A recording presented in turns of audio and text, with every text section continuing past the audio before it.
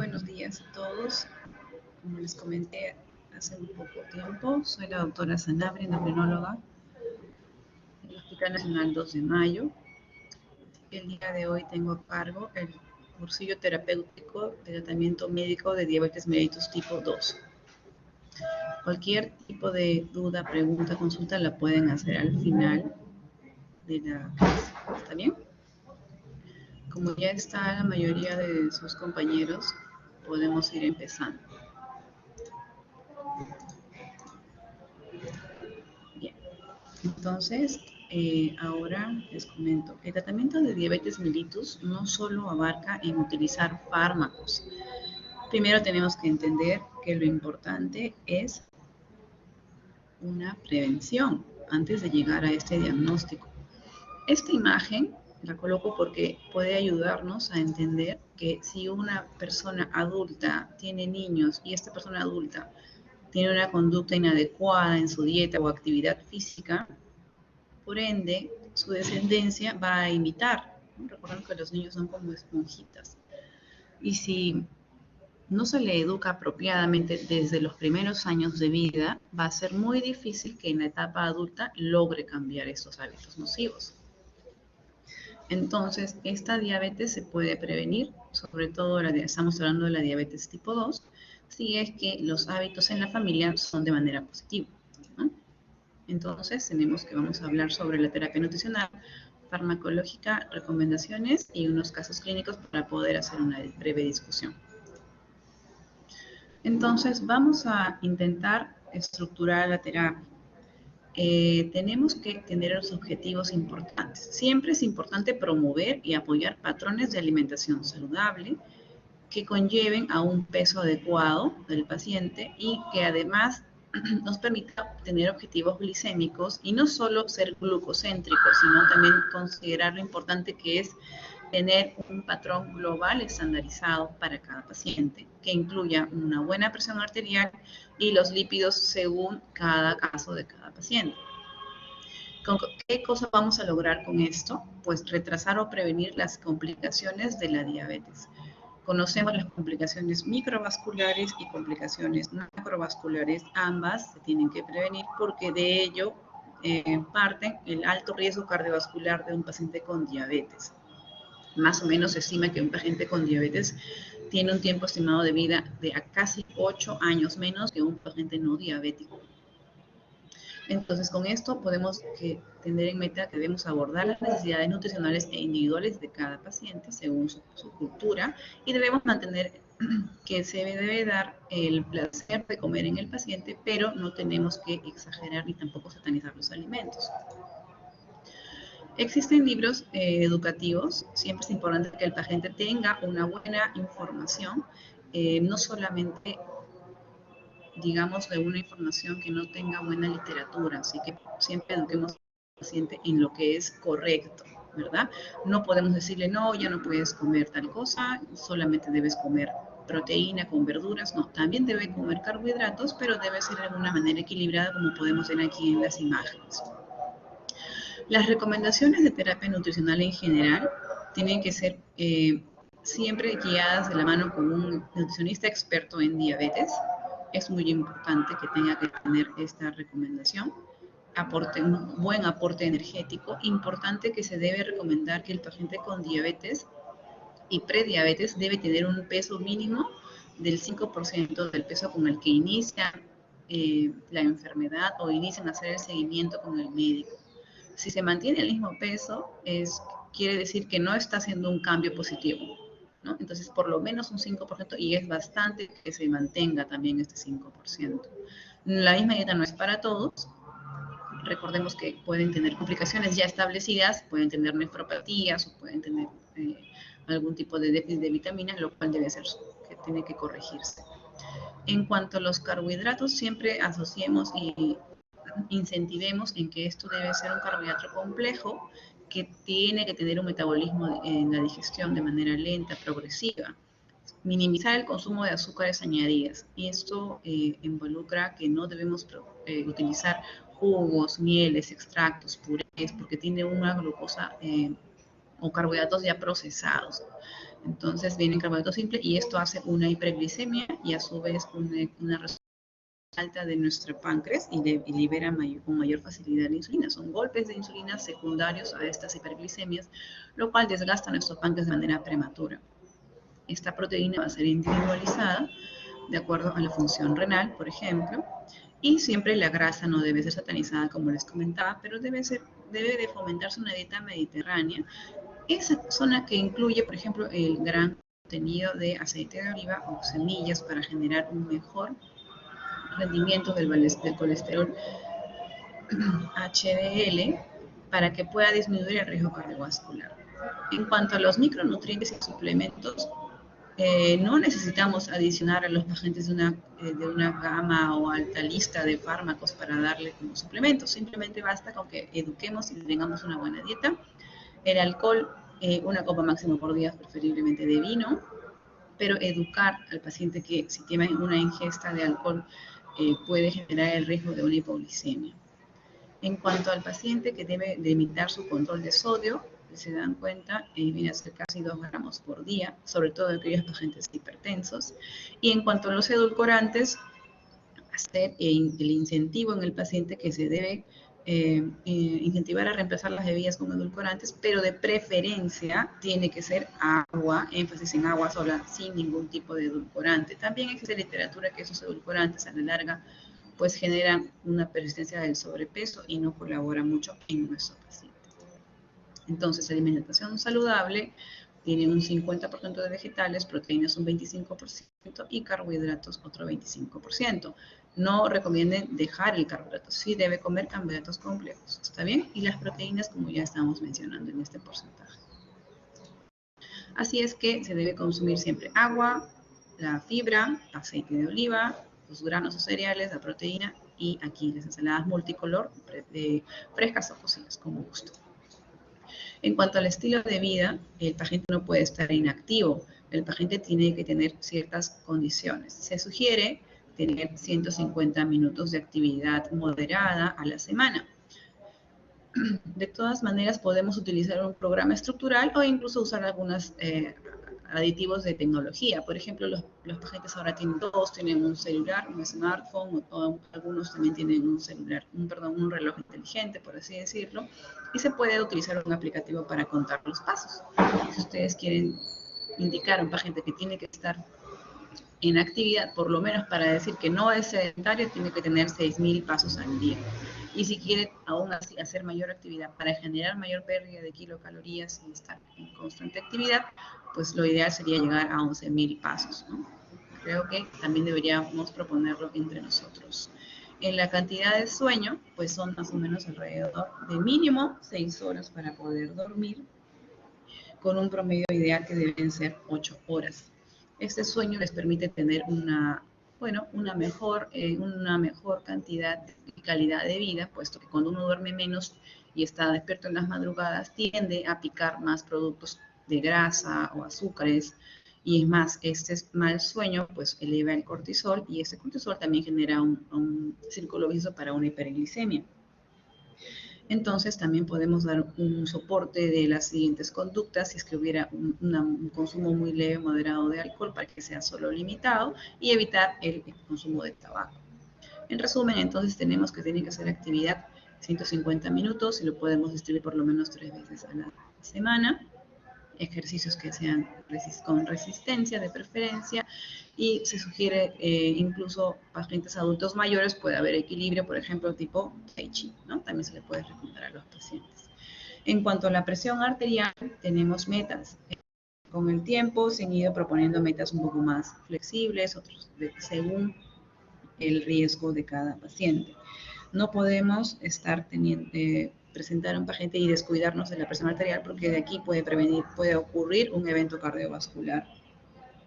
Entonces, tenemos aquí para la última guía de 2019 de la Sociedad Europea, podemos utilizar como metas para el adulto, aquí, la presión sistólica entre a lo mucho 120 a 130 y la presión arterial diastólica 70 a 80. No podemos sugerir que sea mucho menor, por ejemplo 90 a 60, 80 a 40, porque eso también eleva el riesgo cardiovascular porque puede hacer eventos agudos. Incluso en el adulto mayor somos un poco más flexibles y se puede tolerar hasta 139 la sistólica y hasta 80 la diastólica. Los objetivos de lípidos, es importante que identifiquemos si es un paciente con mediano riesgo cardiovascular, alto riesgo cardiovascular o muy alto riesgo cardiovascular. Es decir, todos los pacientes diabéticos entran ya al riesgo cardiovascular, sobre todo aquellos pacientes que tienen mayor de 40 años. Sí o sí deben iniciar las estatinas. Las estatinas no solo controlan los que son los valores del colesterol LDL, sino que estabilizan la placa y reducen el riesgo cardiovascular. Así que ya saben, tienen familiares, parientes o pacientes que puedan aconsejar que ya son diabéticos y tienen mayor de 40 años, iniciemos estatinas. La dosis o la meta del colesterol LDL va a depender según el riesgo. Más adelante hay una tabla para poder identificar. Entonces, mientras más riesgo tiene, por ejemplo, aquel paciente que es renal, que ya ha tenido un infarto, pues lo hacemos con mayor intensidad el control del colesterol malo, el colesterol LDL, que es el colesterol aterogénico que genera placas, infartos. Tenemos también que iniciar la terapia antiplaquetaria en aquel paciente que tiene también alto o muy alto riesgo cardiovascular. Por ejemplo, pacientes que tienen una enfermedad arterial periférica o que ya han sido amputados o que ya han tenido un infarto. Aquí, como les comento, tenemos el algoritmo de modificaciones del factor de riesgo para la enfermedad cardiovascular. Si gustan, aquí pueden descargar en su celular este aplicativo, que es el estimador de riesgo cardiovascular de la Sociedad del Colegio Americano de Cardiología. Ustedes los descargan y pueden ingresar los datos que se requieran para poder estimar. Según esto, nos pueden dar los siguientes riesgos, ¿no? Ya les mencionaba alto, muy alto o extremo. Entonces recordemos que para mejorar la dislipidemia tenemos que tener una terapia de estilo de vida, que ya hemos conversado, y un panel de lípidos según el riesgo, ¿ok?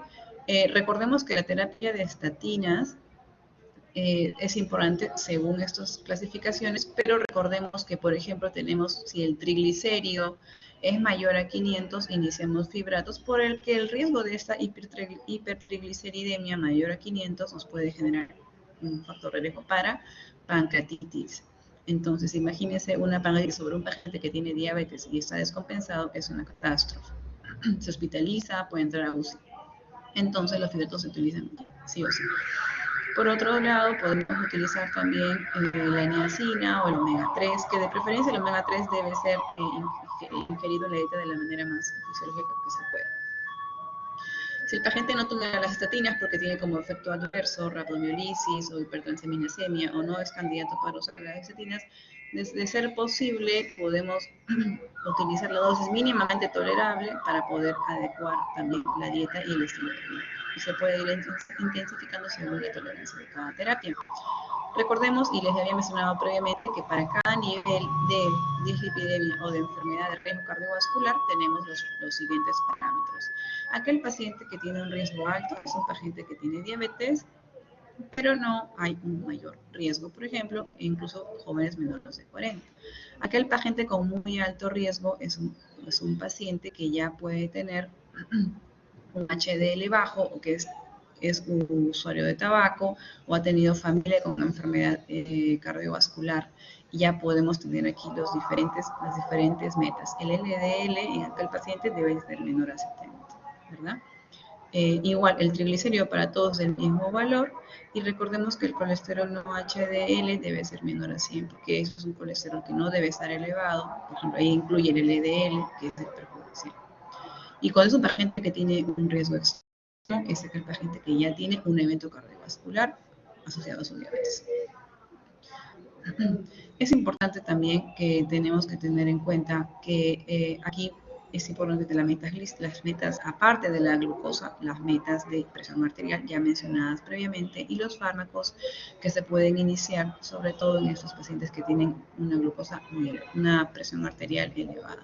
Podemos utilizar beta-bloqueadores, bloqueadores de canales de calcio o las tiazidas y hacer el seguimiento y el ajuste de la dosis según cada meta para cada paciente.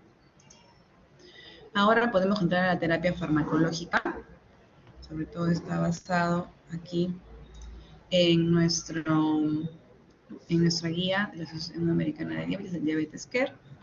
Así que vamos a empezar a desglosar poco a poco. tenemos que los pacientes van a ser individualizados para sus objetivos glicémicos. Aquel paciente que tiene un riesgo potencial asociado a hipoglicemia, pues tenemos que tener un poco de más flexibilidad con la hemoglobina glicosilada. Si somos muy exigentes con la hemoglobina glicosilada, pues hacemos un riesgo de constantes hipoglicemias. Y una hipoglicemia mata. La hipoglicemia estimula las hormonas contrarreguladoras, que son el cortisol, glucagón, catecolaminas y cortisol y la hormona de crecimiento, las cuales van a tener una hiperglicemia en respuesta. Y ya saben, les mencionaba, si hay una hipoglicemia, va a haber exceso de catecolaminas. Imagínense en un corazón enfermo, en un adulto mayor que ya ha tenido infartos y yo soy muy estricta con esas glucosas, en un evento que hay hipoglicemia, las catecolaminas se van a disparar, el corazón, si tiene por ahí un trombo, un infarto, ha tenido alguna secuela de enfermedad coronaria y empieza a tener un estímulo positivo, va a tener que reaccionar, pero lamentablemente puede disparar émbolos y esos émbolos convertirse en un stroke, un ACV isquémico. Es importante que tengamos la enfermedad el tiempo de enfermedad. Si es reciente diagnosticado, pues vamos a ser mucho más estrictos, la hemoglobina glicosilada que sea menor a 7, pero si es de larga data, vamos a ser un poco más flexibles. Igual la expectativa de vida, supongamos que tiene 90 años y ya tiene una menor expectativa de vida, por lo tanto la glicosilada puede estar en 8, 8.5, de acuerdo con la paciente. Las comorbilidades, a mayor comorbilidad, por ejemplo, que sea nefrópata, que tenga retinopatía, es importante que no descuidemos el riesgo de estos eventos, ¿no? Entonces podemos tener la glicosilada más flexible en aquellos pacientes que tienen la comorbilidad, que tienen enfermedades cardiovasculares, incluso que el paciente tenga mayor preferencia porque simplemente tiene mayor preferencia a estar con menos controles estrictos, ¿no? Como recuerdo fisiológico, recordemos que nosotros tenemos aquí en el páncreas el islote de Langerhans y tenemos la célula beta, y la célula beta tiene como trabajo liberar la insulina. Pero ¿cómo es que se libera la insulina? Cuando comemos azúcares, hemos dicho, ingresa de valores se convierten en la glucosa y esta célula beta tiene un receptor de GLUT2 y por aquí ingresa la glucosa. Esta glucosa va a estimular que se cierren los canales de potasio y este potasio va a aumentar la concentración y va a despolarizar la membrana, por lo tanto se va a liberar las vesículas de calcio y así va a generar una liberación también de lo que es insulina. Preproinsulina a insulina y esa insulina va a viajar por aquí, viaja y va a tener que adicionarse en cada célula. Recordemos que esto se va a estimular sobre todo con las ingestas, ¿no es cierto? Entonces, hay una secuencia diferente para cada... Eso es lo normal de la célula beta, pero aquí en la siguiente gráfica vamos a hablar sobre los factores que vamos a mencionar que están interfiriendo para que un paciente sea diabético y luego vamos a ver qué fármacos van a actuar en cada área. Entonces, si sabemos que la diabetes mellitus es un exceso de la glucosa, podemos entender por qué. Primero, y que todos conocemos, es la falla de la célula beta, porque tiene una disminución de la función de la misma y un volumen de masa de la célula beta también ha disminuido. Entonces, esta célula beta disminuye, por lo tanto, es un factor muy importante y también es notorio reconocer que se acompaña, como punto 2, de la disminución del efecto incretina. Seguro muchos de ustedes han revisado las incretinas, como estamos aquí, el GLP-1 y el GIP. Estas incretinas, como su nombre lo dice, tienen su función de incrementar o estimular la función de la célula beta, liberando más insulina. Lamentablemente, estas incretinas tienen su némesis, que es el DPP4, la dipeptidasa 4, por lo tanto, estas incretinas no duran mucho tiempo, solo duran 2 minutos, y sobre todo se ha descubierto que estas incretinas se van a liberar, sobre todo cuando el paciente ingiere aporte calórico de manera intestinal, un aporte enteral, lo que no se ve con aquel paciente que tiene un aporte, digamos, venoso central. Entonces, estas incretinas no solamente incrementan la insulina, sino también retardan el vaciamiento gástrico, incluso dan mayor saciedad y con eso disminuyen el glucagón, que también disminuye los valores de glucosa.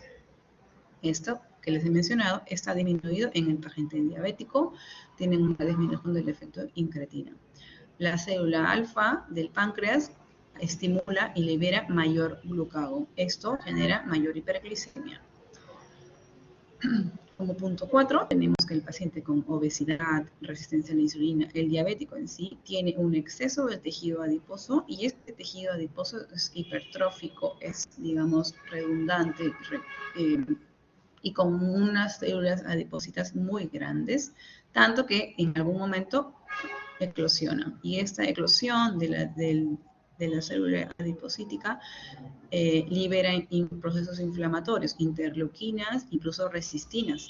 Entonces es como en cadena se van inflamando y van deteriorando, pero a su vez el paciente sigue comiendo y por lo tanto los desechos se siguen depositando y hay mayor tejido, entonces no para esto.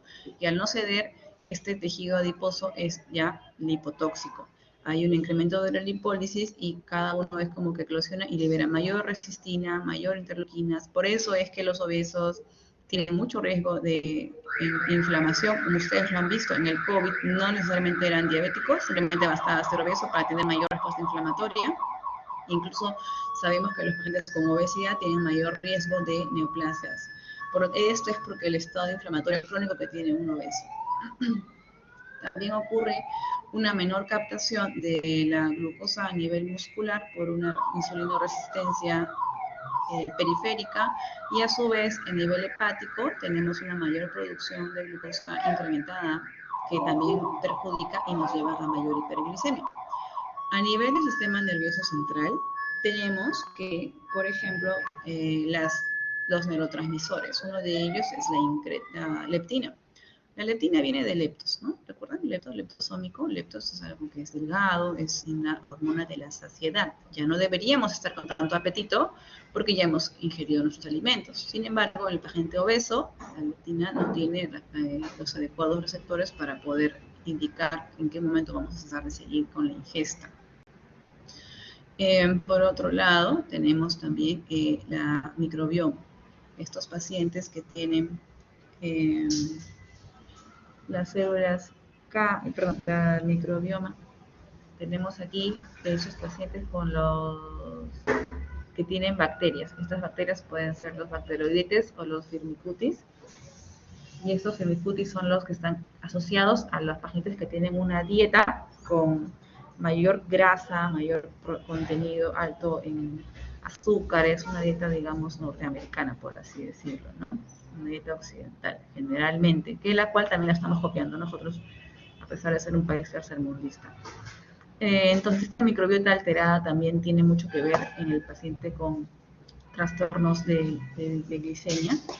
Incluso ustedes se van a poder dar cuenta que hay estudios, hay revisiones de aquel paciente que se le realiza los controles de estudio de la microbiota intestinal. Es decir, si tenemos ratoncitos que se hacen estudios en ratoncitos que son obesos, que tienen esta microbiota con los firmicutes, se le coloca a ratoncitos que no tienen nada de estas bacterias, digamos, patológicas o que generan inflamación. Si se trasloca esta microbiota, estos ratones que eran delgaditos también se vuelven obesos, se vuelven prediabéticos. Entonces tiene mucho que ver la alimentación que tenga cada paciente. Y eso también depende de cada cultura, cada país, ¿no? Se puede traspolar a los pacientes, a los adultos, ¿no? En cuanto a la disregulación o la inflamación, tenemos que recordar que estos pacientes también mencionaba aquí que la inflamación es muy constante en el paciente con diabetes, también hace una disregulación inmunológica, lo que hace que tengamos mayor progreso inflamatorio. Y aquí a nivel, recordemos que la digestión ocurre desde que el paciente ingiere el alimento y en la boca también ocurre la degradación de los carbohidratos y aquí tiene que ver mucho la amilina, ¿no? Que es una enzima que reduce que trabaja en el desdoblamiento de los carbohidratos, de complejos, simples, de los polisacáridos. Entonces, si eso está disminuido, tampoco va a estar adecuado la digestión, incluso desde la boca. A nivel renal, creo que ya ustedes, la mayoría han revisado, a nivel renal también tenemos que el riñón en el túbulo contorneado proximal Existe una bomba SGLT2, su importer sodio glucosa tipo 2, que va a reabsorber en demasía la glucosa. Todos lo tenemos, pero el paciente con diabetes lo tiene sobreestimulado. Por lo tanto, existe una sobrereabsorción o una reabsorción incrementada de la glucosa a nivel renal. Entonces, si se dan cuenta, no solo es la célula beta que ha fallado, sino que cada vez se encuentran más factores que puedan determinar el origen de la diabetes tipo 2 y a su vez cada zona o cada punto que está mencionado tiene un arsenal terapéutico. Para este lado hemos hablado qué es lo que vamos a continuar. Para el paciente que tenemos con daño del efecto incretina, pues existen los fármacos que puedan trabajar. Por ejemplo, los inhibidores de BP4 para poder favorecer. A nivel renal, los inhibidores de SGLT2 para poder mejorar la digestión o para poder mejorar los valores de glucosa post ingesta de alimentos. También tenemos los agonistas GLP-1. A nivel de la disregulación hormonal están las secretinas, antiinflamatorios, inmunomoduladores que no tenemos aquí, pero son estudios. A nivel de la microbiota intestinal podemos mejorar la dieta generando probióticos, ¿no?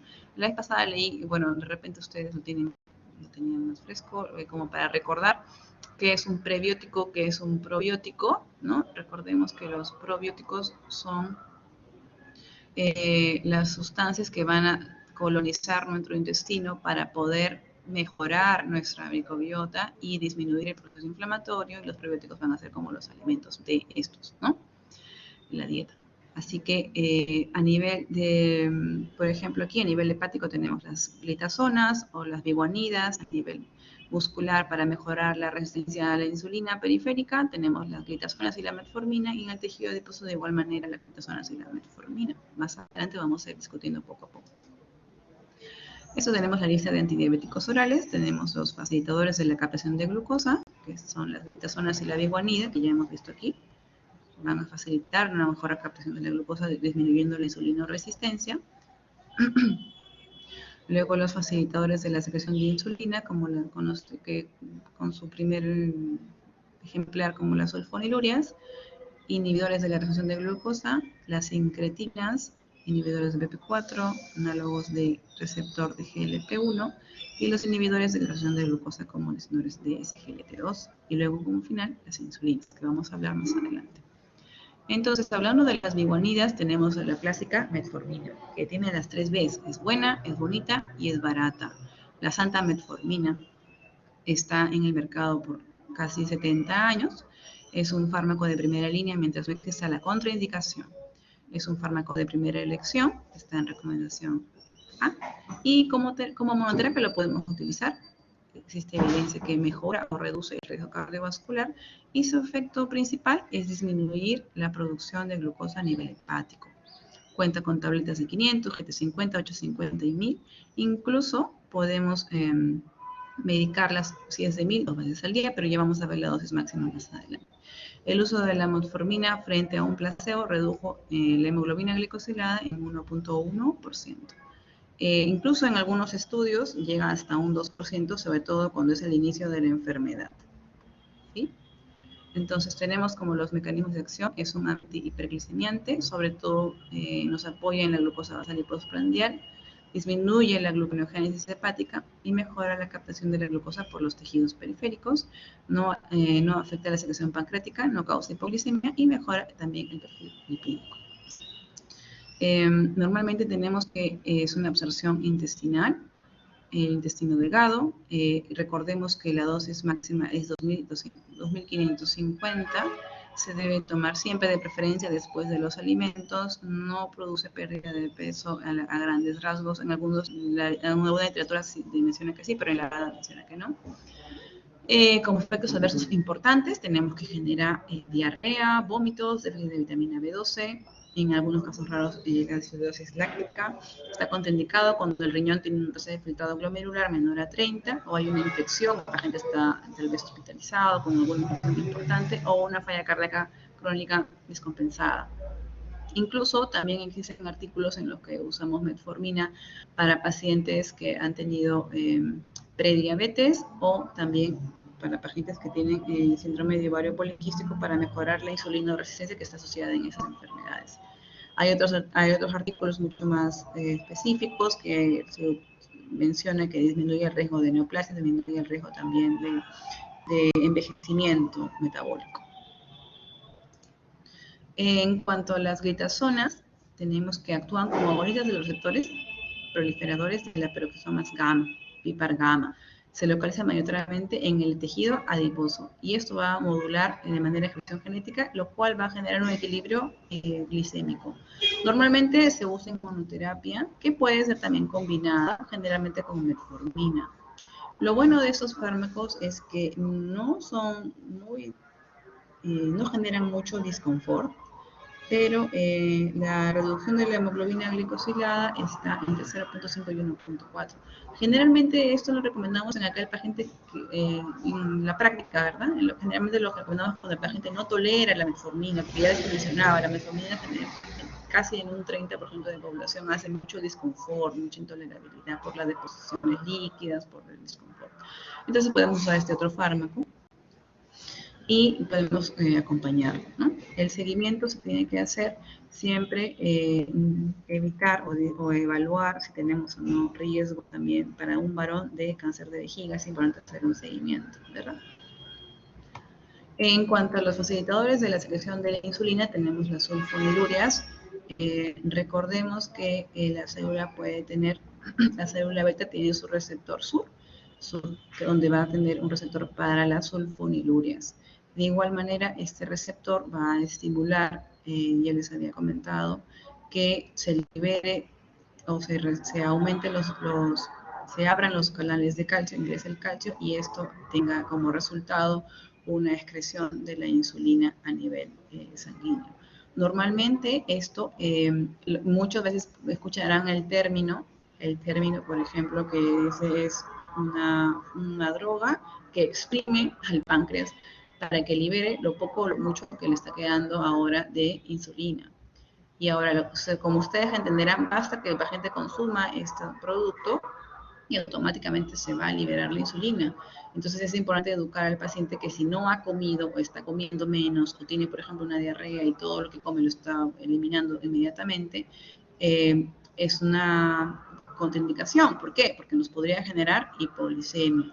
Y sobre todo, si es un paciente nefrópata y no está en controles, quiere decir que más tiempo va a circular en sangre el fármaco y por lo tanto va a sobreestimular las células beta a liberar muchos mayores niveles de insulina. Existe mayor susceptibilidad a la hipoglicemia en las personas que tienen malnutrición, adultos mayores, falla hepática o renal o insuficiencia renal o hipopituitarismo. Entonces, según estos valores, nos reduce más o menos la glucosa basal entre 50 y 60 miligramos por decilitro. Hay una reducción de hasta 1.5 de hemoglobina glicosilada y lamentablemente tenemos que estar vigilando la hipoglicemia. Ya les comentaba cuál es el efecto de la hipoglicemia, cuáles son las hormonas contrarreguladoras y el efecto sobre todo de infartos de agudos de miocardio o accidentes cerebrovasculares por una hipoglicemia. Así que es importante hacer un ajuste y monitorizar siempre la creatinina en los pacientes. Entonces, normalmente se presentan en tabletas de 5 miligramos. Podemos sugerir empezar a dosis baja, una vez al día en el desayuno o en la primera comida, o sea, previo al desayuno. Y existe mayor susceptibilidad, ya les comentaba, en los pacientes con falla renal o hipopituitarismo. También tenemos otro producto, la glimepiride, por ejemplo, que es un fármaco que tiene estas presentaciones de 2 a 4 y se utiliza en pacientes con diabetes tipo 2, incluso puede usarse en adultos mayores con hiperglicemia no controlada, pero ojo, esos pacientes a los cuales la metformina no les lleva a la meta glicémica, sino que hay que adicionar un fármaco, entonces podemos usar la glimepirida, pero es importante que siempre tengamos un ajuste, ¿no? En la enfermedad renal crónica. Se justifica solo para personas con enfermedad renal leve y moderada, con un índice de filtrado mayor a 60, en los que no se consigue un objetivo de control glicémico mencionados ya previamente. Entonces tenemos esta lista de fármacos, les estoy hablando de la glibenclamida y la glimepirida, que son los más frecuentes que usamos en el mercado. Si se dan cuenta, el tiempo de duración de la glibenclamida viene a ser esto que estoy señalando, casi 16 horas a lo mucho, y la glimepirida casi a las 24 horas. En la dosis máxima, les comento esto porque a veces pasa que cuando van sus serums, tal vez le dan al paciente o el paciente les dice, bueno, doctora, yo tomo glibenclamida, y de 5 miligramos y la tomo cada, no sé, 2 en la mañana, 2 en la tarde y 2 en la noche. Entonces estamos, y no controla mi glucosa, les puede decir, ¿no? Entonces es importante que ustedes sepan que más de 3 glibenclamidas no debemos de dar, ¿no? Les menciono sobre todo la glibenclamida porque es la que está en el pitorio de todo lo que es los Fuerzas Armadas, MINSA de salud, ¿correcto?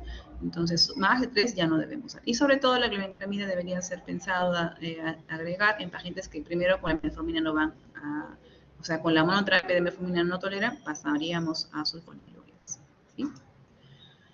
Pasamos a los inhibidores de los DPP4, a los efectos sincretinas. Entonces, recordemos, y les mencionaba que estas sincretinas se liberan luego de una ingesta. Entonces, es importante que controlemos o apoyemos sobre todo los valores de las glucosas postprandiales.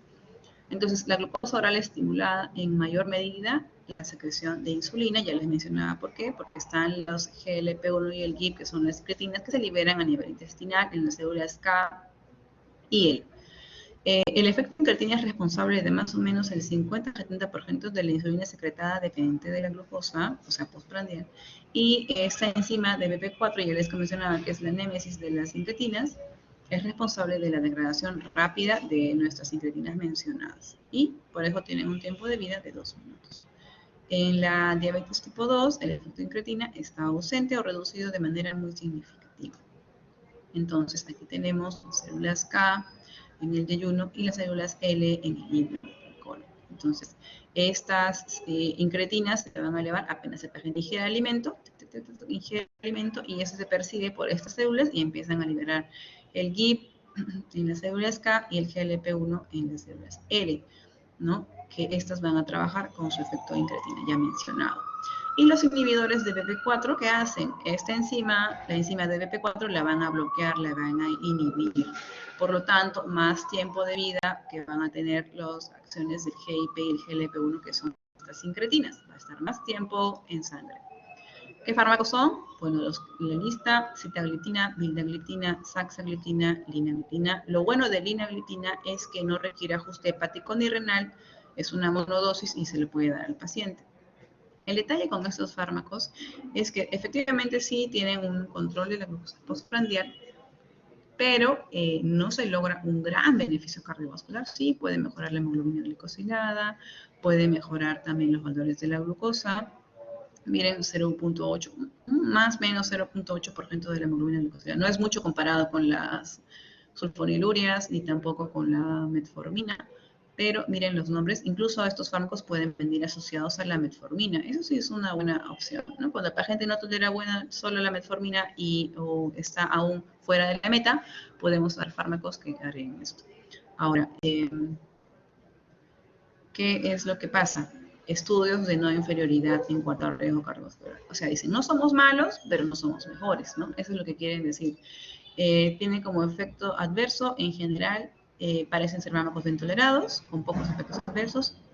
Y bueno, normalmente en algunos casos puede haber cefalea. La hipoglucemia es rara, porque ya les hemos dicho que eso tiene sobre todo por la glucosa postprandial.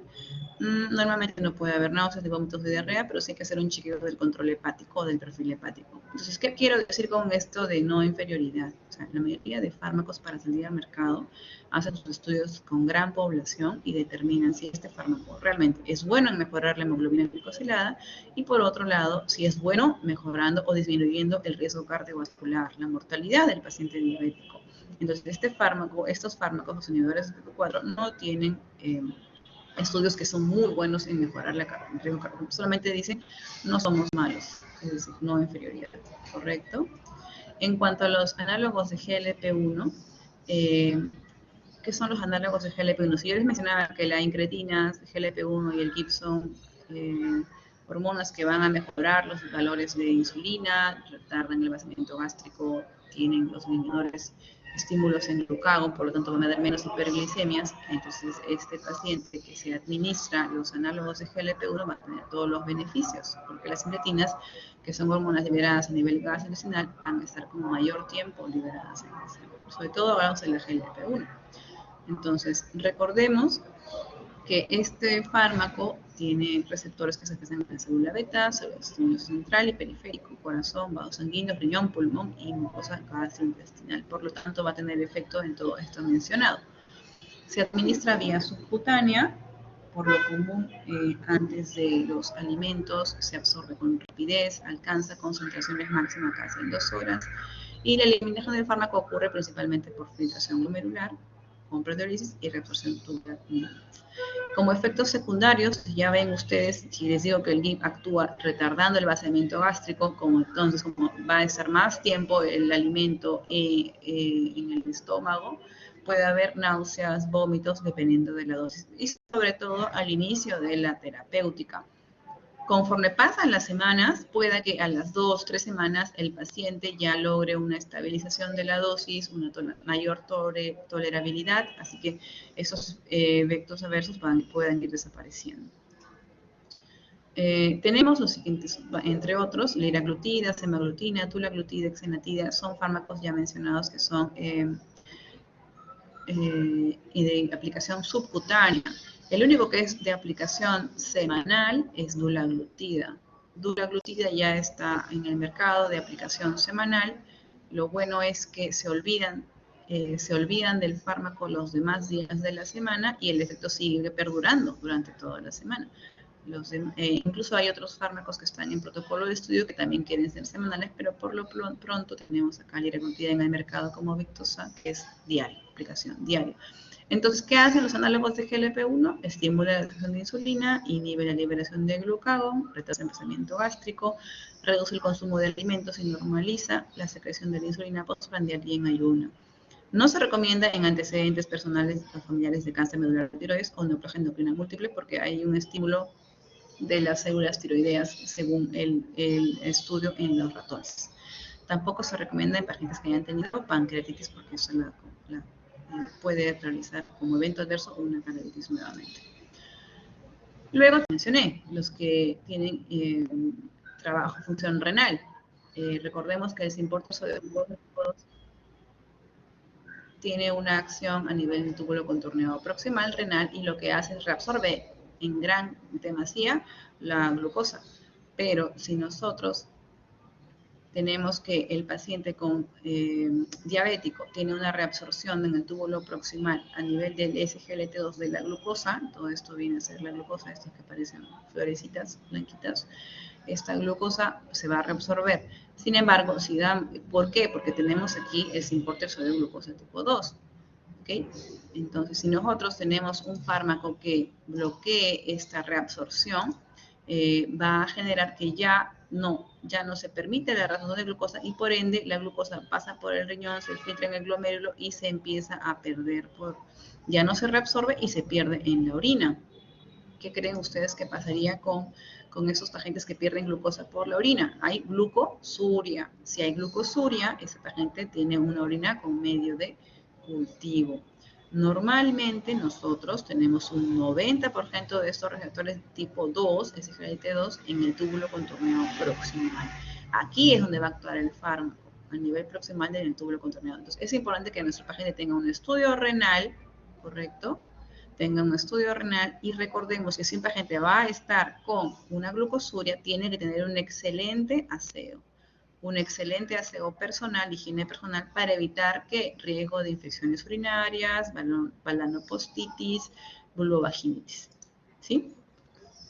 Entonces, aquí tenemos que esos inhibidores de SGLT2, al momento de bloquear la glucosa, también bloquean el sodio, por lo tanto, el sodio también se puede perder. Y lo bueno de perder el sodio es que la presión va también a verse favorecida, ¿correcto? Los principales mecanismos de acción que explican sus beneficios son que hay un efecto hipotensor, ya que la glucosa se va con sodio y a su vez el sodio jala agua, entonces hay una disminución de las presiones de llenado, de una precarga, efectos directos en el metabolismo de la célula miocárdica, porque también hay un efecto pleiotrófico y no le permite tener una sobrecarga de trabajo a ese miocardiocito para poder tener mayor contractibilidad. Hay una reducción de la microalbuminuria, efectos metabólicos no glicémicos, disminución del tejido adiposo, aumento del hematocrito y uricosur. Entonces, esto es favorecedor metabólicamente, por lo tanto, también es beneficioso para el paciente. Aquí tenemos que tenemos reducción de la albuminuria, reducción del ácido úrico, reducción de la glucosa, reducción del requerimiento insulínico, disminución de la presión arterial y la resistencia periférica, disminución del sistema nervioso central simpático, baja de peso y baja el tejido adiposo. Entonces, estos fármacos disminuyen incluso el estrés oxidativo. Entonces, hay un estudio que mejora la empaglifosina, mejora el riesgo cardiovascular. Existe un estudio, bueno, entre otros, ¿no? Porque el efecto que menciono es un efecto de clase. Todos los fármacos que mencionamos de inhibidores de SGLT2 tienen un efecto de clase, con pinceladas unos más que otros, pero todos tienen este beneficio. El primero que se publicó fue la empaglifosina, el EMPA-REG Outcome, que tienen aquí ustedes en la pantalla. Se estudió la empaglifosina a dosis de 10 miligramos, a dosis de 25 y placebo. Cuando digo placebo, es que el paciente tomaba su fármaco habitual, pero la pastillita extra era una pastillita de placebo. Aquí en el grupo de EMPA de 10 recibía su fármaco habitual y aparte EMPA de 10 y asimismo los de 25. O sea, no, todos tomaban sus mismos fármacos que venían tomando previamente, eran pacientes diabéticos con enfermedad diabética y enfermedades o eventos cardiovasculares previos. Ya tenían eventos cardiovasculares estos pacientes, eran adultos, mayores, con una glucosilada en promedio de 8. Y con el tiempo, durante los meses, desde el principio, casi al primer mes, se ve la diferencia que ocurre. Estos pacientes tienen una reducción del riesgo cardiovascular. Sobre todo, casi es indistinta si hay de 25 o de 10, pero sí se separa mucho. Quiere decir que aquel paciente que utiliza la empaglifosina tiene una reducción del riesgo cardiovascular. Entonces, reduce el riesgo de hospitalización por falla cardíaca en un 35%, reduce el riesgo cardiovascular hasta en un 38% y mejora la sobrevida, ya que te reduce la mortalidad de cualquier causa, ya sea infarto, de ACV o infarto cardíaco, hasta un 32%. Entonces, estos fármacos sí vino y rompió el esquema, tal vez así que ahora estos fármacos ya no solo se utilizan en los pacientes diabéticos, sino también porque luego de ellos se abrieron nuevos estudios que también se usa para mejorar la sobrevida en pacientes cardiópatas. Entonces, recordemos que si hay un inhibidor SGLT2 que está utilizando, genera que la reabsorción de glucosa a nivel del túbulo contorneado proximal se pierde, aumenta la glucosuria, se reabsorbe menos sodio y esto genera que tengamos infecciones urinarias, infecciones vaginales, estimula también en algún momento, porque hay mayor reabsorción corporal de cuerpos cetónicos, hay una mayor liberación de cuerpos cetónicos porque hay una ligera disminución de la glucosa. Y estos cuerpos cetónicos pueden hacer en un paciente que se descompense, ya que estamos usando insulina, requieren menos insulina, pero estos pacientes que pueden liberar cuerpos cetónicos hacen una cetoacidosis euglicémica. Entonces hay que estar observando y sobre todo hay que recordar que este fármaco está utilizado en pacientes tipo 2, no en tipo 1, no se debe hacer eso. En cuanto a las insulinas, estas insulinas son fármacos que, bueno, vamos a utilizar las insulinas humanas o los análogos de insulina. Nosotros conocemos mucho la NPH y la R, seguro ustedes ya lo han escuchado en práctica o lo han podido ver en su literatura. Entonces, los análogos de insulina es una forma de alterar de la insulina, es diferente para cualquiera que se presente en la naturaleza, pero aún disponible para el cuerpo. Entonces, se puede utilizar, se administra de manera subcutánea, como ustedes ven. En caso de severidad, las insulinas también se pueden utilizar de manera endovenosa o en infusión, ¿no? Entonces, aquí vamos a ver estas características de las insulinas. Entonces, normalmente tenemos insulinas basales de acción lenta, ¿verdad? Acción lenta, acción prolongada, que tenemos los análogos de insulina. Estas son insulinas que vienen a durar casi, lo que se propone en el mercado es que lleguen casi a las 24 horas, ¿no? Cosa que, bueno, con los fármacos, por ejemplo, con Detemir, que es un fármaco que se utiliza subcutáneo, se puede llegar a utilizar incluso hasta 2 veces al día. e incluso la insulina glargina, que se aplica si es U100 o U300, si es U100 dura casi 20 horas y si es U300 sí llega a sobrepasar un poco más las 24 horas. Los nombres comerciales los tienen aquí. Y la de Gludec, que es la insulina adhesiva, que dura prácticamente 40 horas. Ahora, que ustedes vean que diga 24, 36, 40, no quiere decir que se ponga cada 40 horas. Normalmente se ponen cada 24 exactamente, con la ventaja de que no pierde su efectividad y que tampoco hacen hipoglucemia ni se sobreponen. Eso es lo positivo. De las insulinas de acción prolongada, son estas que están aquí mencionadas en el mercado. Detemir inicialmente se vendía como una insulina de cada 24, pero se identificó que puede ser hasta cada 12 horas, ¿correcto? Entonces, ¿cómo aplicamos y cómo vamos a hacer? Vamos a ver un poquito más adelante. Recordemos que también tenemos insulinas prandiales. Entonces, yo le pregunté a mi grupo la vez pasada, ¿por qué dicen basal? Entonces, recordemos que tenemos nosotros normalmente curvas de glucosa. Normalmente nosotros amanecemos y tenemos una glucosa en un valor determinado. No quiere decir que estemos con la glucosa en el suelo siempre, ¿no? Normalmente el hígado, el riñón intervienen en la gluconeogénesis, en la reserva, ¿no? Entonces vamos a amanecer con un valor de glucosa, pero si no, y esa glucosa en ayuno se llama glucosa basal. Por lo tanto, si la glucosa no está en meta, está alta, vamos a tener que usar una insulina basal, que quiere decir para controlar la glucosa de ayuno. De manera consecuente, si tenemos un paciente que está ingiriendo alimentos y no los controla, pues habría que usar unas insulinas prandiales. Aquí, por eso es que yo digo aquí insulinas prandiales. ¿Ok? Podemos tener la acción ultra rápida o acción rápida. La acción ultra rápida, tenemos aquí a la insulina lispro, partiglucina, y miren, empiezan a actuar a partir de los 5 minutos y dura hasta casi 4 horas. Exactamente va a hacer el trabajo cuando un paciente no tiene los valores adecuados de glucosa porque no hay reserva hepática, porque no hay reserva de célula beta, y ya lo he mencionado previamente, entonces empieza a hacer hiperglicemias. Por lo tanto, esta acción ultra rápida se utiliza 5 minutos antes de la comida y duran hasta casi 4 horas. En cuanto a la insulina de acción rápida, la insulina regular, la cristalina, que todo el mundo ya ha escuchado y conoce, pues se aplica media hora antes de comer, porque el inicio de acción es a la media hora. Entonces, tú te aplicas media hora, a las 12, por ejemplo, a la 1 de la tarde te aplicas la insulina R o la regular, y a la media hora después estás comiendo. ¿Cuántas horas dura? Hasta 8 horas, ¿no? Y en cuanto a la insulina de acción intermedia, es aquella insulina que te dura casi 12 horas, es la NPH. La NPH la usamos para control basal, o sea, para la glucosa de ayuno. Si queremos entenderlo mejor, normalmente la NPH se aplica 2 veces al día, porque no llega a durar 24 horas, se aplica 2 veces al día y de preferencia 2 tercios en la mañana, 1 tercio en la noche, ya que en el día es donde tenemos más ingesta de alimentos y en la noche solamente para la producción endógena de glucosa, o sea, la glucosa basal, pero se aplica 2 veces al día. Bien, la insulina regular es la que generalmente tenemos en el mercado, en todas las entidades servidoras de salud, en la NPH. Entonces, la acción lenta en la basal, tenemos la NPH, que es la insulina que tienen todos los seguros, ya mencionados previamente, y aquí generalmente las insulinas los análogos de insulina de acción lenta que duran casi alrededor de un aprox de casi 24 horas, ¿no? Son las que son comerciales particulares, por así decirlo. Entonces, los tiempos de insulina, ya recordemos, empezamos con la NPH, que es una insulina de acción intermedia, se aplica y tiene una curvatura de por lo menos 10 horas mínimo, máximo 16, en promedio 12, como hemos visto en la tabla anterior.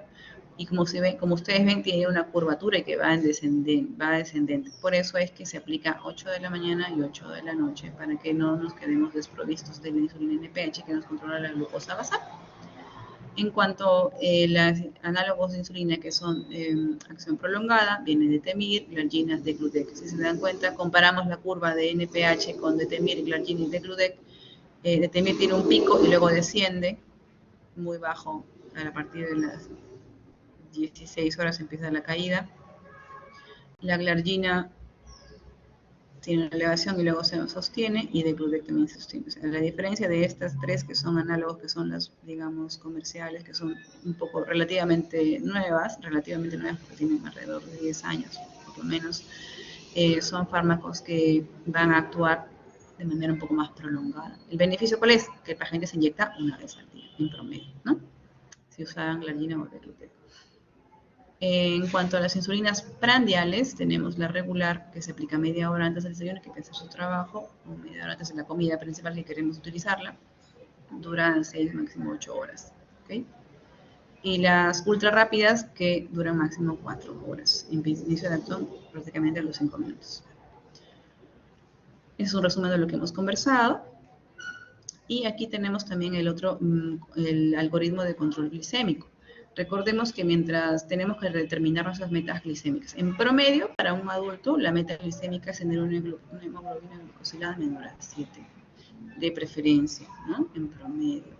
Entonces, para aquellos pacientes sin riesgo de hipoglicemia o comorbilidades elevadas, tenemos que ser más estrictos. Por ejemplo, un paciente obeso que tiene un diagnóstico de 6 meses, y tiene 30 años, pues hay que llevarlo a un ajuste de hemoglobina glicosilada lo más bajo que se pueda. Si es un paciente que tiene mayor riesgo cardiovascular o tiene riesgo de policemia, podemos ser flexibles, como ya les había mencionado. Entonces, recordemos que tenemos aquí, si tiene riesgo cardiovascular, podemos utilizar aquí los inhibidores de GLT2 o los análogos del receptor de GLP1, porque estos fármacos últimamente mencionados tienen una seguridad y de mejoría del riesgo cardiovascular. Por eso es que algunas guías ya los están poniendo como primera opción. Vamos a ir desarrollando esto en un momento. Entonces, si el paciente está con una glicosilada de ingreso y está con 7.5, pues podemos seguir con la metformina como monoterapia y aquí los otros fármacos. Pero siempre la metformina, que es buena y barata, es una buena opción. Y siempre hay que ir reestructurando el factor de riesgo de nuestros pacientes. Entonces, independientemente del control glicémico, si es que hay o no riesgos cardiovasculares, tenemos que valorar el uso de un inhibidor de SGLT2 o un agonista del receptor de GLP1 para que nos dé mayor seguridad cardiovascular, si es que el paciente tiene riesgo. Ahora, aquellos pacientes que están entrando con una hemoglobina glicosilada de 7.5 y 9, no vamos a ir solo con una terapia, tenemos que ir con terapia dual. Y según la terapia dual que ustedes ven aquí,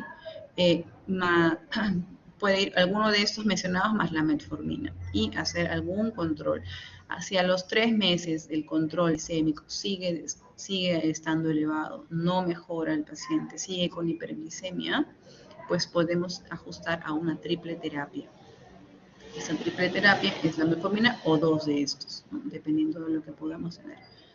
Sin embargo, si al tercer mes no mejora este paciente que está entre 7.5 y 9% de hemoglobina glicosilada, no vamos a esperar más y ya proponemos insulina e intensificamos la terapia.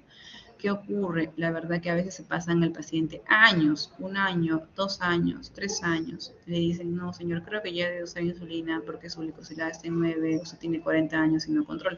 No, doctor, este mes sí me voy a cuidar. No, doctor, este mes no quiero. No, mi vecina dice que me voy a quedar ciega. No. Mientras ustedes tengan la educación, la información y le expliquen al paciente que una hiperglicemia o una glucosa elevada le va a dar riesgo de infarto, de amputación, de diálisis, de ceguera, yo creo que el paciente les va a entender y va a aceptar la terapia. Si nuestro paciente, por lo tanto, llega acá con una hemoglobina glicosilada mayor a 9 de inicio, si tiene síntomas, tenemos que usar insulina, porque eso de poliuria, polilisis, polifagia, y con una glicosilada mayor a 9, empezamos la insulina.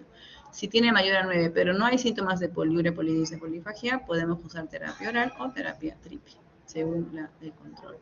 Entonces, cada paciente es un mundo y cada paciente se debe de individualizar.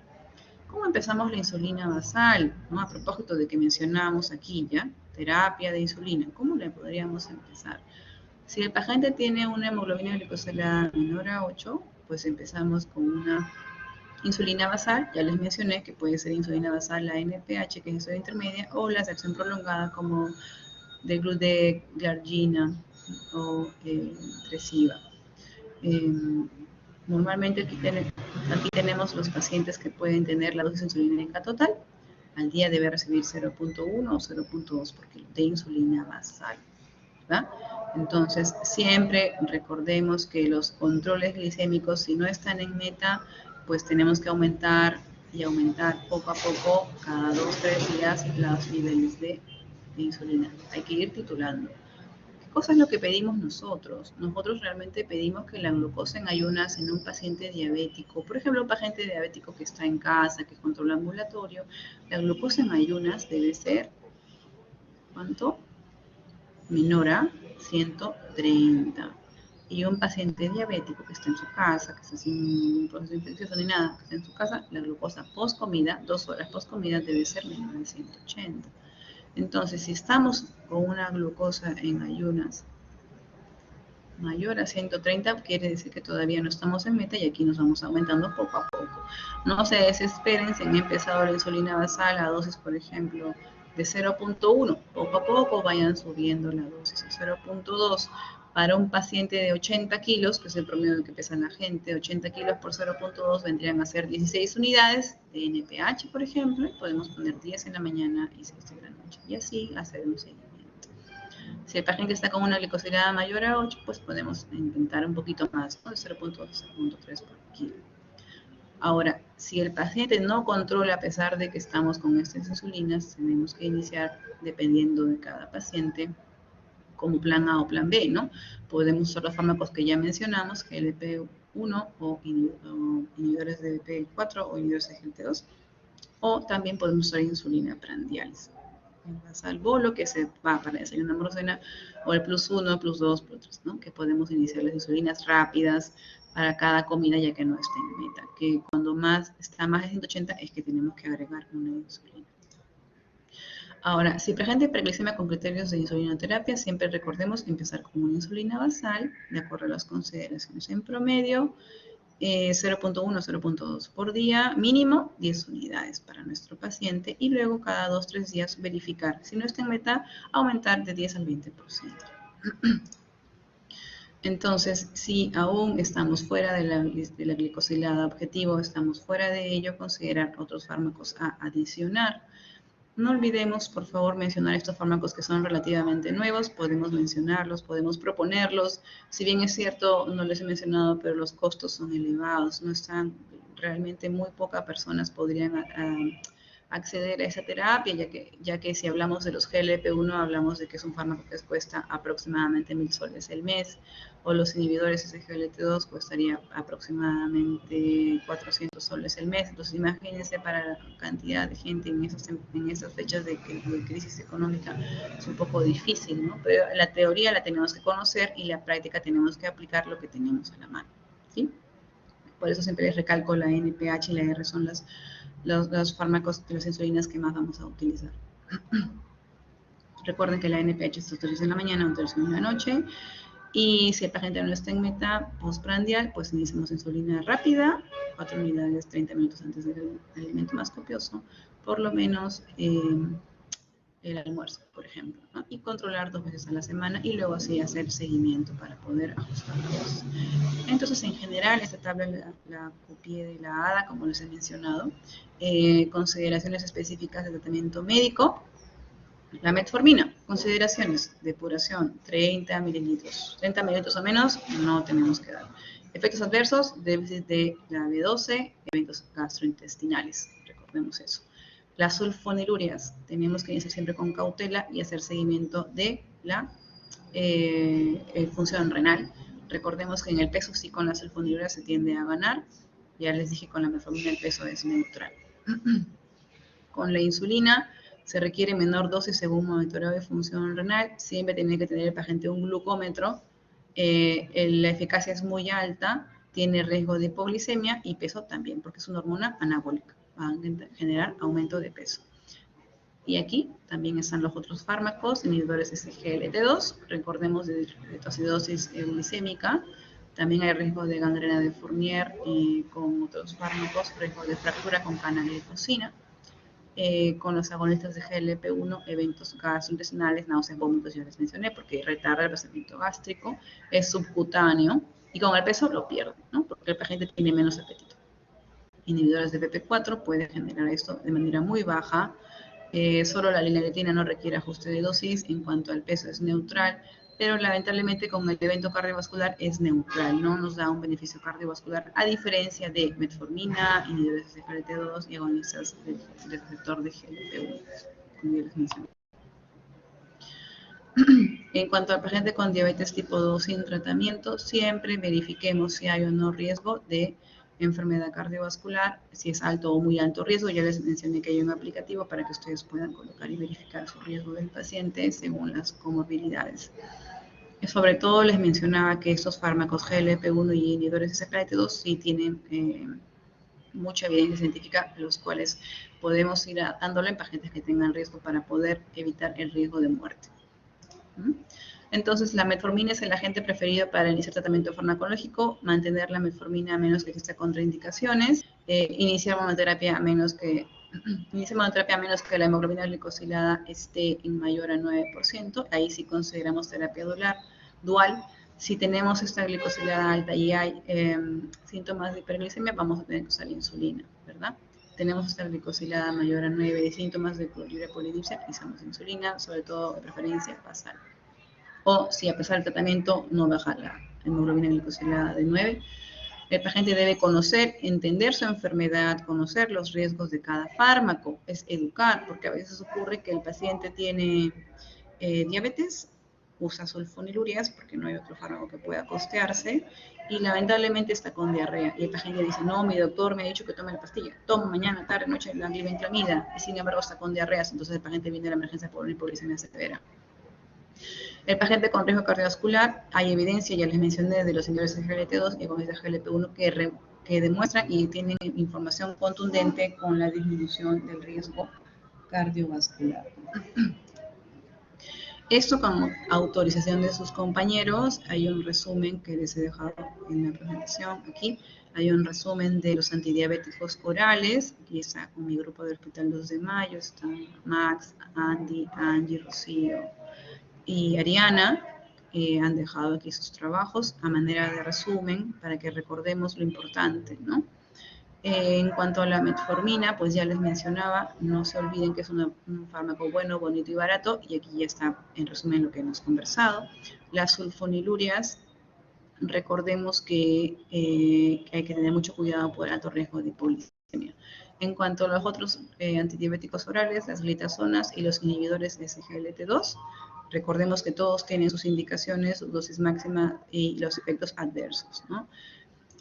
En cuanto a las insulinas como antidiabéticos, recordemos que ya les mencionaba, hay una aplicación subcutánea, podemos hacer la insulina basal para mejorar la glucosa de ayuno y las prandiales para estos pacientes que no controlan las glucosas post comida. Y para ello también podemos administrarla de manera subcutánea o incluso hay pacientes que utilizan en bomba de infusión. Lamentablemente esto es un producto costoso que generalmente lo usan los pacientes de la manera privada. Y este cuadro de los agonistas del receptor GLP-1, como les mencionaba, también es en lapicerito, es subcutánea, ahora vienen así en las dosis para el mes. En este caso es una dieta que se puede utilizar de manera diaria, a diferencia de la dulaglutide, que es semanal.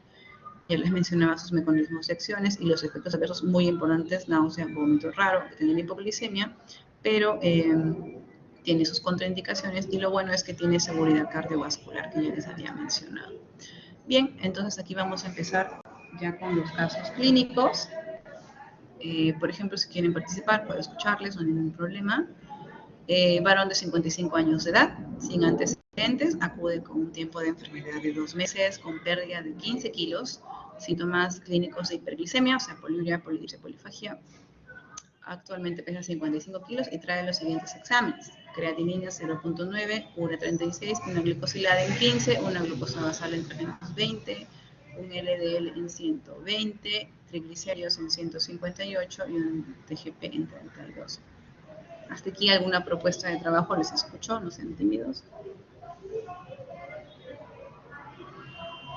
Aquí alguien tendría algún diagnóstico hasta este momento con lo que hemos mostrado.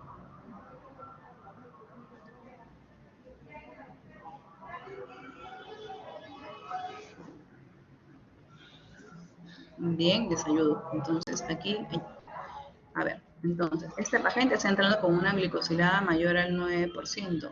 ¿Tiene síntomas? Sí, el paciente dice que tiene glicosilada 15 y además está con síntomas clínicos de hiperglicemia, poliuria, polisis. Entonces, ¿tiene síntomas? Y glicosilada mayor a 9, sí. ¿Qué usamos? Insulinas más otros agentes. Entonces, podemos utilizar insulinoterapia, insulina basal en esta paciente, más la educación, más la dieta, más el deporte y la insulina basal. Otro detalle es que tener LDL en 120, ya es un varón de 55 años y es diabético, debut, entonces tenemos que usar estatinas, ¿sí? Empezamos también estatinas, la dieta, el deporte, la actividad física y una insulinoterapia basal, por lo menos insulina basal y el monitoreo, ¿correcto? En caso clínico número 2, es una mujer de 44 años de edad con antecedente de dislipidemia y diabetes hace más o menos 7 años. Tratamiento irregular con metformina. TID significa 3 veces por día y glibenclamida 2 veces al día. ¿Ok? Diabética, dislipidemia y está con dosis tope de metformina y la glibenclamida 5 por día. Es bien joven la paciente, acude porque tiene una historia de 2 meses de síntomas constitucionales, o sea, baja de peso y vulvovaginitis recurrente. Si ya ustedes ven que una paciente con diabetes toma tantos fármacos y encima tiene vulvovaginitis y ha bajado de peso, es porque hay hiperglicemia. Este paciente que pierde glucosa en orina y no está controlado, sí, tiene infecciones a repetición. Bien, trae sus siguientes exámenes: creatinina 0,8, urea 28, hemoglobina 10,5, glucosa 2,22, LDL 160, orina 14 leucocitos por campo y hay hematía 6 por campo, glucosa en orina 2 cruces, cuerpos cetónicos negativos. ¿Cuál sería su diagnóstico, no? De todas maneras, es una diabetes mellitus tipo 2 descompensada. Asimismo, miren esto aquí, leucos 10 por campo, ya sospecharía yo de una infección urinaria, por lo tanto, de igual manera propondríamos aquí, ya que está con una glicosilada fuera de meta, síntomas, propondríamos insulinoterapia basal, estatinas porque tiene un LDL elevado y tiene más de 40 años, dieta y un urocultivo más antibiótico terapia empírica, ¿no? El caso clínico 3, pacientes varón de 55 años, acude a control preventivo, no tiene antecedentes de enfermedad importante. En los trabajos ustedes saben que ahora piden un chequeo preventivo anualmente y esto es que les sale más barato detectar enfermedades una vez al año que tratarlas cuando ya se vino con todas las complicaciones. Por lo tanto, es muy frecuente que ahora las empresas serias tengan salud ocupacional. Entonces, este paciente actualmente no está recibiendo ninguna terapia, dice que no tiene antecedentes, pero personales, pero de manera familiar tiene antecedente de que su papá diabetes tipo 2 y además fallece por un infarto agudo de miocardio, que es una complicación macrovascular de la diabetes. Tiene una glucosa en 198, una glicosilada en 8,5, LDL 150 y tiene una tasa de filtrado en 115. Aquí no tenemos duda que este paciente tiene un diagnóstico de diabetes y podríamos proponer dieta, deporte, estatinas y yo considero que, como estamos viendo aquí, sin antecedentes de enfermedades, actualmente no está recibiendo ninguna terapia y no hay registro de síntomas, entonces es un debut sin síntomas. Podemos empezar con la metformina, que es buena, bonita y barata y nos ayuda mucho para reducir la glucosa, tanto la basal y también nos apoya en la postprandial. Bien, hasta aquí tenemos alguna pregunta.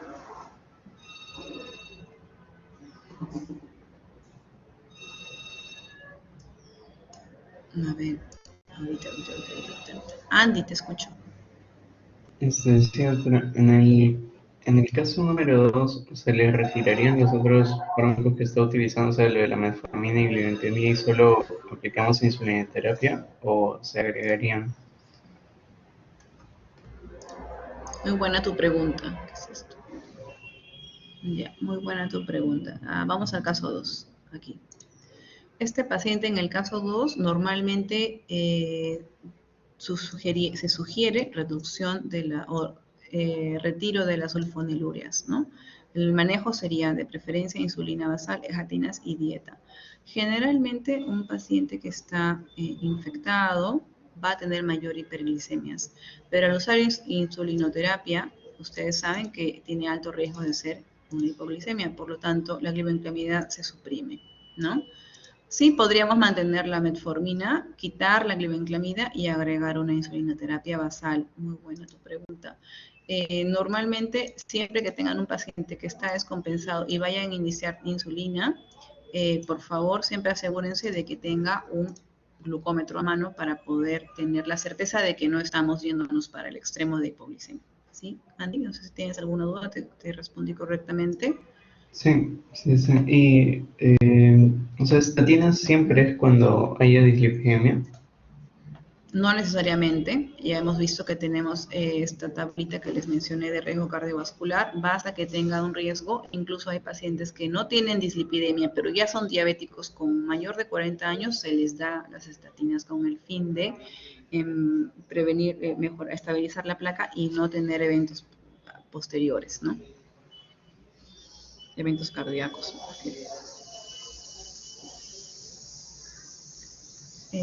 Sobre todo la estatina sí está hecha para la, estoy viendo, creo que sería fundamental. A ver, vamos a ver el chat. Doctora, ¿las meticlinidas en qué caso se usan? Mira, en el mercado actualmente no hay, pero se usan en pacientes que tienen diabetes y sobre todo es una diabetes descompensada que con metformina no puede controlar o no, que todavía no están necesarias las insulinoterapias, ¿no? Lamentablemente aquí no la tenemos en el mercado, pues no le puse hincapié, pero sí a nivel internacional la pueden utilizar. Doctora, creo que sería fundamental los cambios en el estilo de vida y ejercicio correcto. Gelit, es importante recordar esto. A veces nos olvidamos. Ustedes van a hacer pronto, el tiempo pasa increíblemente rápido, y van a hacer pronto sus serums, ¿no? Luego del internado viene el serum. Entonces, que no les falte estas recomendaciones para el cambio de estilo de vida, el sueño, la actividad física, el tabaco, el alcohol, la alimentación, ¿no? Que es lo básico, que no, normalmente en Perú somos un país que nadie come así, ¿no? ¿Qué cosa va acá? El arroz. ¿Qué va acá? Las papas. Y luego aquí el refresco de chicha con un montón de azúcar y aquí un poquito de una proteína. Lamentablemente nuestra realidad es otra, ¿no? Somos un país en vías de desarrollo que no tiene mucho recurso ni mucha educación. Pero yo creo que esto debe ser fundamental, ya que si no se da en el, porque esa educación la deberíamos dar hasta incluso, no se me ocurre, en el colegio, o la educación a las madres cuando llevan a sus hijos a sus controles de CRET, ¿no? Siempre incentivar esto, que por lo menos lo veo, ¿no? Yo lo veo en los controles de CRET, pero parece que no cala en algunas mamitas. Entonces yo creo que tal vez en el colegio se debería reforzar o educar cómo deben de comer. Y ustedes, sobre todo, que van a hacer sus serums, que van a llegar a poblaciones en masa, ¿no? A ver, sí. ¿Alguna pregunta? Doctor, ¿es posible usar empaglifosina? Correcto, es posible, tenemos en el mercado, lo estamos utilizando sobre todo en pacientes que tienen riesgo cardiovascular y tienen buena función renal, porque este producto tiene que tener indicación con la tasa de filtrado, es idealmente mayor de 45, porque si no, el riñón no lo procesaría, ¿no? El riñón enfermo no lo procesaría. Sí es cierto, la empaglifosina, ya les mencionaba aquí en el dibujito, y acá por acá está en el resumen de sus compañeros. Es un fármaco que se consume vía oral y aquí tenemos la lista de fármacos. Tiene como efectos glucosuria. O sea, en la orina se pierde glucosa y al montar la glucosa pierdes kilocalorías. Por lo tanto, pierdes peso. Y la glucosa no se va sola, la glucosa jala agua. Esta agua hace que el volumen de precarga que llega al corazón va a ser menor. Por lo tanto, la presión arterial va a disminuir, el riesgo de falla cardíaca va a disminuir, pierdes kilocalorías, pierdes glucosa. Si bien es cierto, no es tan potente en bajar la hemoglobina glicosilada, pero les mostraba las curvas de estudios y de seguimiento cardiovascular. Los pacientes que usan empaglifosina tienen mejor sobrevida, tienen reducción del efecto de la mortalidad o del riesgo cardiovascular. Por lo tanto, esto va a ser favorecedor, ¿no? Todos sus efectos positivos para el paciente se trasladan a esta reducción de muerte cardiovascular. Entonces, la empaglifosina la usamos en pacientes diabéticos con riesgo cardiovascular, sí, e incluso los pacientes, ya les comentaba que tiene aprobación por la Sociedad de Cardiología para pacientes que no son diabéticos y tienen riesgo cardiovascular, también les da. Ya les mencionaba que no tiene mucho riesgo de bajar la hemoglobina glicosilada. Solo hay que hacerle seguimiento de la función renal, que esté yendo bien, y que educar a la gente que tenga un buen aseo personal para que no tenga infecciones urinarias que le compliquen la vida y tenga que estar hospitalizándose por eso. ¿Bien? ¿Alguna otra pregunta?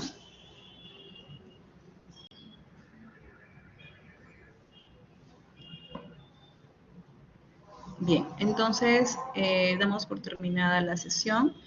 Conmigo será hasta el día 9 que vamos a tener la clase teórica de bocio y nódulo tiroideo. Bien, gracias a ustedes. Por favor, espero participen en la teoría y voy a poner más casitos. Listo. Uy, todo el mundo está agradeciendo. Gracias, chicos. Bien. Listo, quedamos. Nos vemos.